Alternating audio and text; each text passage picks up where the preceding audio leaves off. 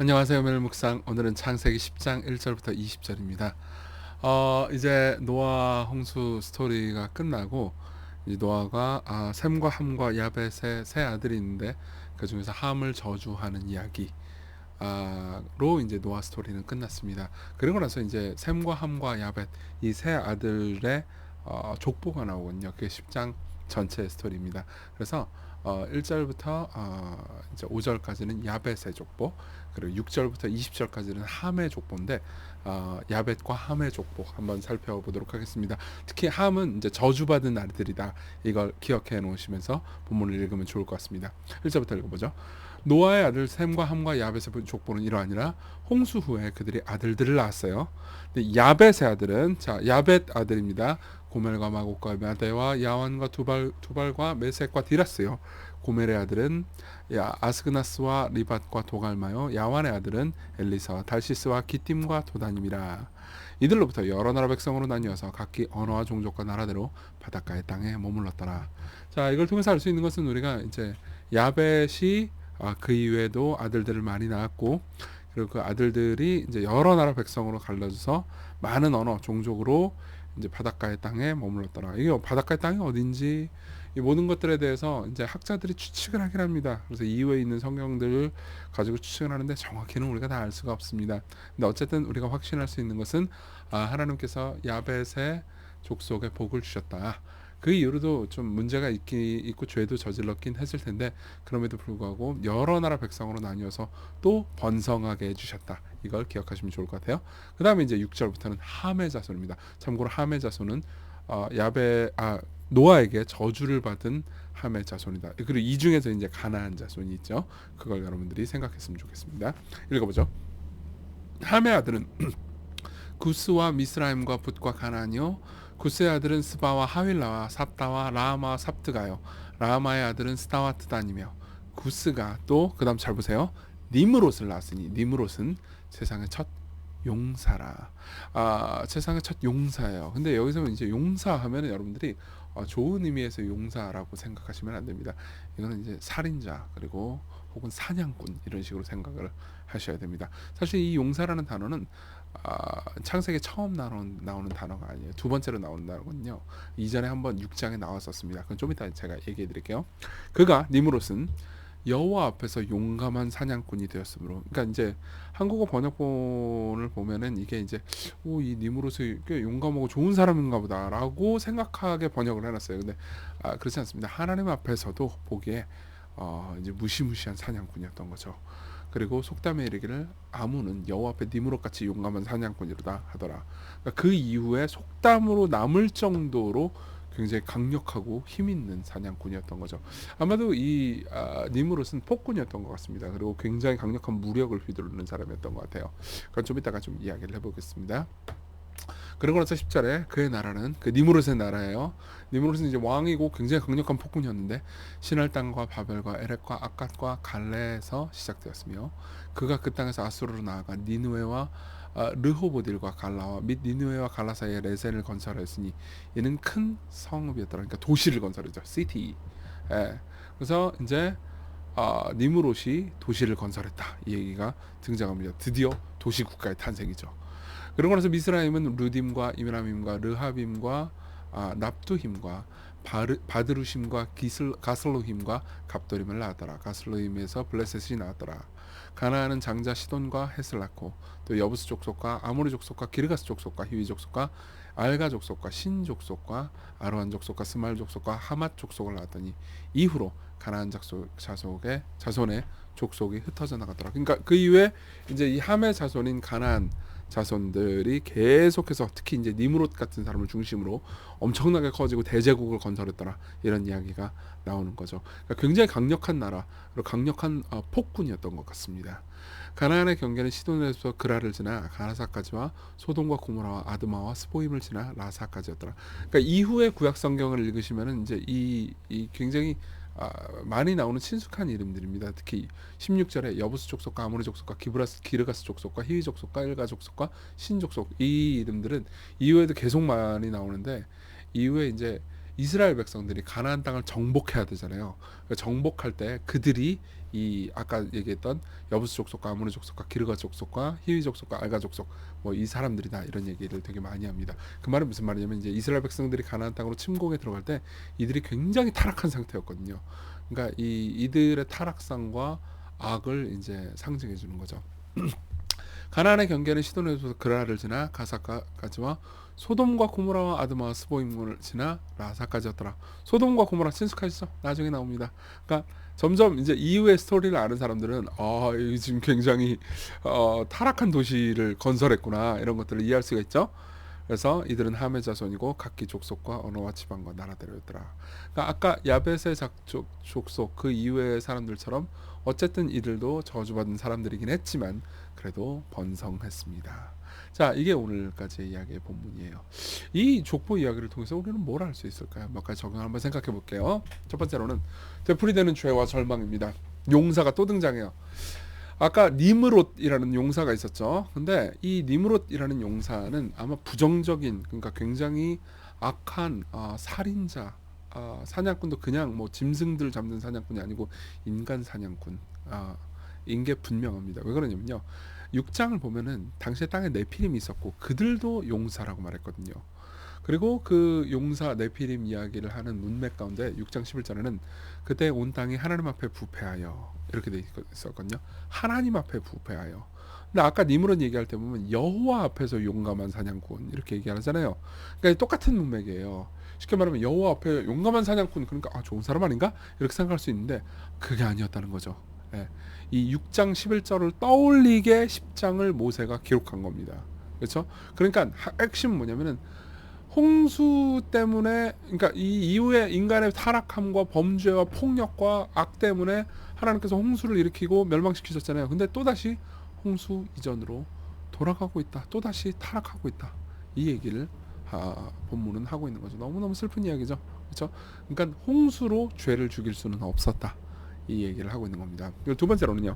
우리가 하나님의 섭리를 생각해 봅시다. 노아가 이제 우리가 어제 본문 기억하실지 모르겠는데요.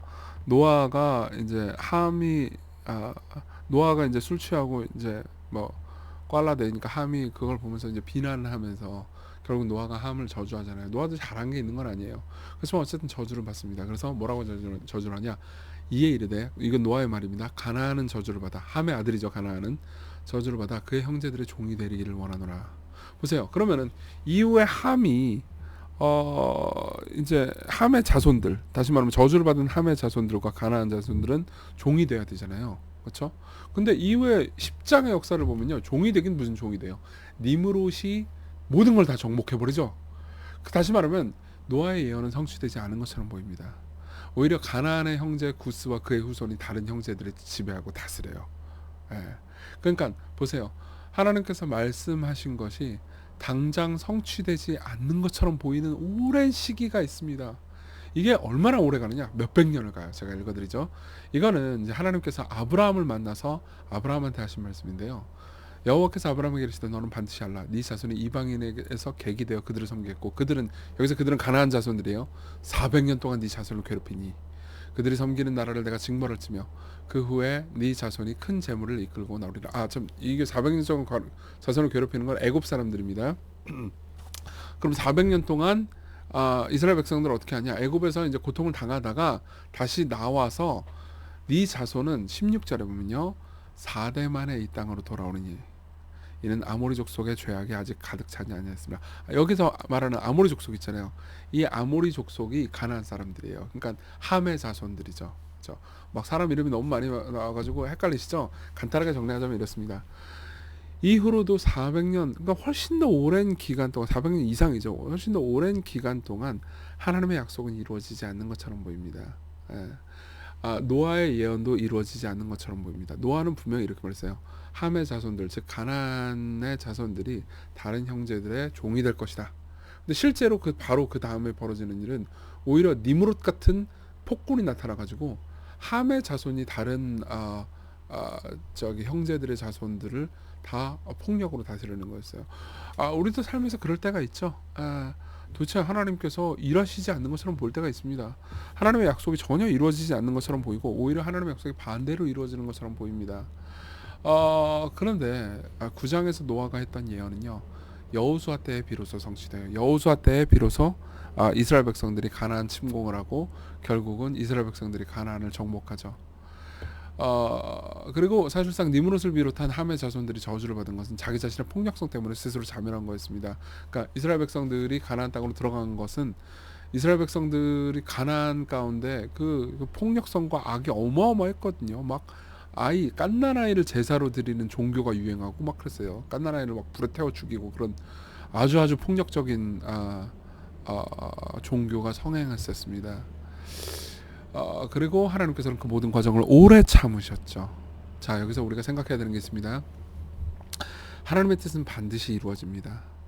여러분, 그분이 약속하신 것에 대해서 우리가 오랫동안 기다려야 될 때가 있습니다. 여러분, 이제 이 설교, 지난주 설교 들으신 거, 지난주 설교 기도에 대한 설교였잖아요. 무엇인지 구하라. 여러분들이 기도를 하면서 구할 때 오히려 기도하는 것과는 반대로 상황이 돌아가는 것처럼 보일 때가 있습니다. 그렇지만 하나님께서는 일하십니다. 여러분, 이걸 기억하십시오. 그리고 하나님께서는 니므롯과 같은 사람들의 악을 반드시 결국은 심판하십니다. 예. 그리고 그걸 우리는 십자가를 보면서 알 수 있어요. 십자가를 보면서 우리는 뭘 알 수 있죠? 하나님께서 악을 심판하신다는 것. 예. 하나님께서 악을 심판하실 때 하나님의 아들을 벌해서라도 반드시 악을 심판하려고 하셨습니다. 이걸 기억한다면요, 우리가 하나님의 섭리를 오래 참을 수 있겠죠? 당장 우리가 기도한 대로 응답되지 않더라도 인내할 수 있지 않겠습니까? 우리 같이 기억합시다. 기도합시다. 우리 하나님의 약속이 더뎌 보여도 하나님 반드시 일하고 계시다는 것, 지금도 일하고 계시다는 것을 믿게 해달라고. 그리고 당신을 신뢰할 수 있게 해달라고. 그리고 우리가 그렇기 때문에 보이는 것으로 살아가는 것이 아니고 보이지 않는 하나님 신뢰하며 살아가게 해달라고 기도합시다.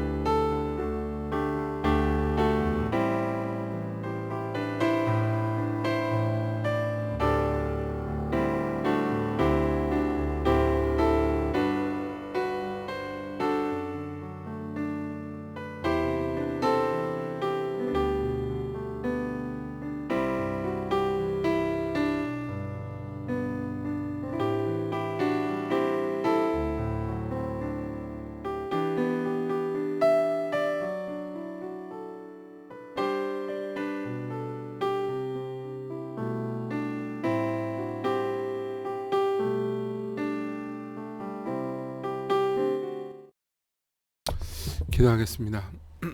은혜로우신 하나님, 우리가 눈에 보이지 않는 것을, 보이지 않는 당신을 바라며 살아갈 수 있게 해주세요. 하나님의 약속이 이루어지는 것이 더디어 보여도 당신을 신뢰할 수 있는 마음 주세요. 예수님 이름으로 기도했습니다. 아멘. 네, 오늘 기쁜 하루도 보내셨으면 좋겠습니다.